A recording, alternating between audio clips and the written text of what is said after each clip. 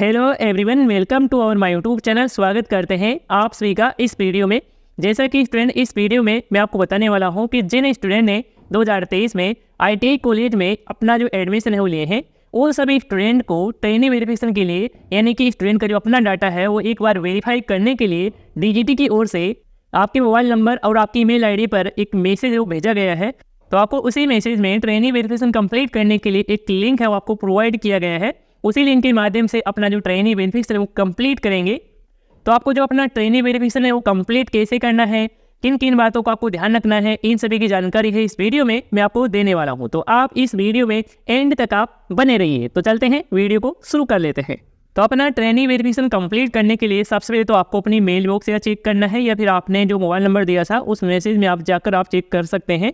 जैसे कि हमें यहाँ पर मेल बॉक्स है वो चेक करने वाले हैं। यहाँ पर हमने मेल आईडी है वो यहाँ पर लॉगिन है वो कर रखी है।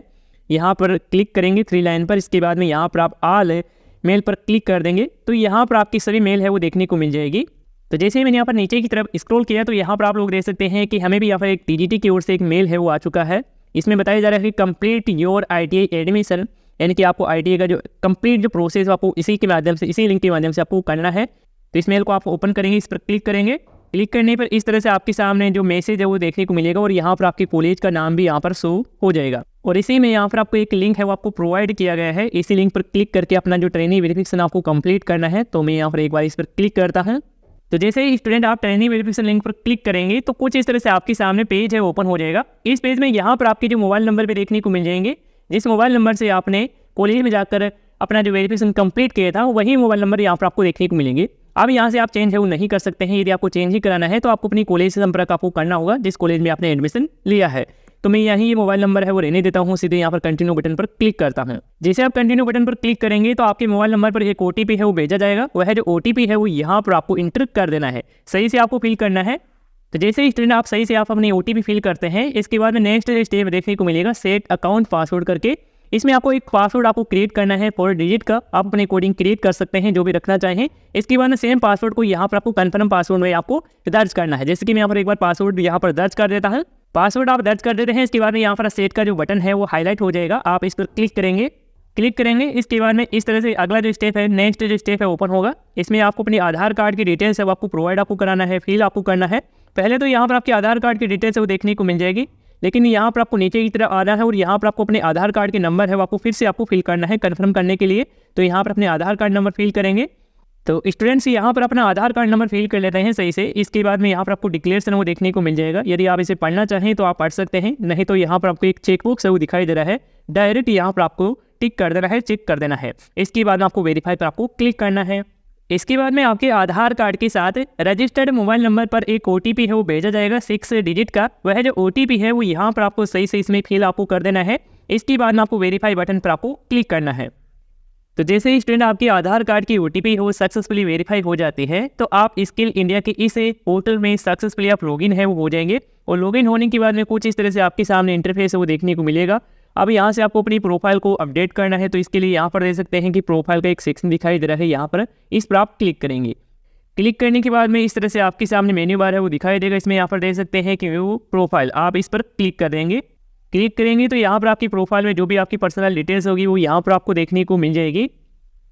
और यदि आप रजिस्ट्रेशन के समय आधार केवाईसी है वो कंप्लीट नहीं कर पाते हैं तो यहाँ पर भी आपको कंप्लीट योर आधार केवाईसी का एक लिंक है वो दिखाई देगा। आप इस पर क्लिक करके आधार केवाईसी वो कंप्लीट कर सकते हैं। तो हमारी भी रजिस्ट्रेशन के समय आधार केवाईसी वो कंप्लीट नहीं हो पाई थी, तो हमारे सामने देखने को मिल रहा है। तो मैं इसी पर क्लिक कर लेता हूँ। तो जैसे आप क्लिक करेंगे तो इस तरह से आपके सामने आधार कन्फर्मेशन के लिए देखने को मिलेगा। यदि आप अपनी केवाईसी आधार कार्ड से करना चाहते हैं तो इसमें आपको यस का चेंज करना होगा। यदि आप आधार कार्ड से नहीं करना चाहते हैं तो इसमें जो सेकंड ऑप्शन दिया गया है I do not have Aadhaar card करके देखने को मिल रहा है। यदि आप इस पर क्लिक करते हैं तो आपके सामने इस तरह से प्रोफाइल की डिटेल्स है वो देखने को मिल जाएगी। तो यहाँ पर आप अपनी प्रोफाइल को अपडेट करना है। तो यहाँ पर आप एडिट डिटेल्स पर आप क्लिक करेंगे। इसके बाद में स्टूडेंट आपकी प्रोफाइल एडिट करने के लिए ओपन है वो हो जाती है। तो यहाँ पर आपको सबसे पहले तो अपनी पासपोर्ट साइज में फोटो है वो आपको अपलोड आपको करना है। फोटो की साइज आप 1 MB के अराउंड आप रख सकते हैं। ऐसे ऊपर की फाइल आप नहीं अपलोड कर पाएंगे और आप फॉर्मेट आप जेपीजी फॉर्मेट रखेंगे, यानी कि इमेज फॉर्मेट में ही आपको अपनी फोटो है वो यहाँ पर आपको अपलोड करना होगा। इसके बाद में यहाँ पर आपको ट्रेनी नेम में स्टूडेंट का जो नाम है वो यहाँ पर देखने को मिल जाएगा। इसके बाद में यहाँ पर आपकी डेट ऑफ बर्थ है वो देखने को मिल जाएगी। यदि सही नहीं है तो यहाँ पर आप सही भी कर सकते हैं, चेंज भी कर सकते हैं। लेकिन आप चेंज कर रहे हैं तो आप 2 डिटेल्स ही आप चेंज है वो कर पाएंगे, आप चारों डिटेल्स एक साथ आप चेंज नहीं कर सकते हैं। इसके बाद जेंडर की कैटेगरी है वो आपको देखने को मिल जाएगी। यहाँ पर आपको फादर्स नेम है वो देखने को मिल जाएगा। तो ये सभी डिटेल्स आपको अच्छे से चेक कर लेना है, सही है। इसके बाद में यहाँ पर आपको अपनी 10th क्लास की जो मार्कशीट है वो आपको अपलोड आपको करनी होगी। तो यहाँ पर अपनी मार्कशीट की फ़ोटो है वो स्कैन करेंगे और जेपीजी फॉर्मेट में ही आप अपलोड कर देंगे। इसके बाद में आपको एग्री करना है, यानी कि टिक करना होगा, यहाँ पर टिक करेंगे। इसके बाद आपको सबमिट वाले बटन पर आपको क्लिक करना है। तो स्टूडेंट्स आपको ध्यान रहे कि आप सबमिट करने से पहले अपनी कंप्लीट जानकारी अच्छे से ध्यान से अपने 10th क्लास की जो मार्कशीट है उसी के अकॉर्डिंग आपको चेक आपको जरूर कर लेना है। यदि आप चेक बिना किए ही आप सबमिट कर देंगे तो बाद में वो जानकारी है वो चेंज नहीं होगी। तो इस बात का आपको ध्यान रखना है। जैसे आप अपनी कंप्लीट डिटेल्स है वो चेक करने के बाद में आप सबमिट पर क्लिक करते हैं तो इस तरह से आपके सामने एक अलर्ट मैसेज वो शो हो जाएगा कि आप श्योर है कि आप सबमिट करना चाहते हैं, तो आप यस पर क्लिक कर देंगे। तो जैसे ही स्टूडेंट आपकी डिटेल्स है वो सक्सेसफुली यहाँ पर सबमिट हो जाती है तो इस तरह से आपके सामने एक मैसेज भी शो हो जाएगा। इस मैसेज में यहाँ पर आप लोग देख सकते हैं कि your details have been submitted to state, यानी कि स्टेट लेवल पर आपकी जो डिटेल्स है वो पेंडिंग है। जैसे ही अप्रूवल होता है तो आपको एक परमानेंट नंबर है, परमानेंट रजिस्ट्रेशन नंबर भी यहाँ पर आपको प्रोवाइड करा दिया जाएगा। और आप अपना जो स्टेटस है वो यहाँ पर आप चेक कर सकते हैं। यहाँ पर देख सकते हैं कि इन प्रोग्रेस है वो यहाँ पर देखने को मिल रहा है। यदि आपका जो डाटा है वेरिफिकेशन के लिए पेंडिंग है तो इन प्रोग्रेस है वो दिखाई देगा। जैसे ही यहाँ पर जो एक्सेप्ट है वो कर लिया जाता है तो आपको यहाँ पर परमानेंट नंबर है, परमानेंट रजिस्ट्रेशन नंबर है वो देखने को मिल जाएगा। तो जैसे ही स्टूडेंट आपका जो PRN नंबर है, यानी कि परमानेंट रजिस्ट्रेशन नंबर है वो आपको मिलता है तो इसकी जानकारी आपके मोबाइल मैसेज में या फिर आपको मेल बॉक्स में आपको मिल जाएगी। इस तरह से आपके सामने मैसेज भी मिल जाएगा। अब जान लेते हैं स्टूडेंट कि यदि आप अपनी जो KYC है आधार कार्ड से करना चाहते हैं तो इसका क्या प्रोसेस है वो देखने को मिलेगा।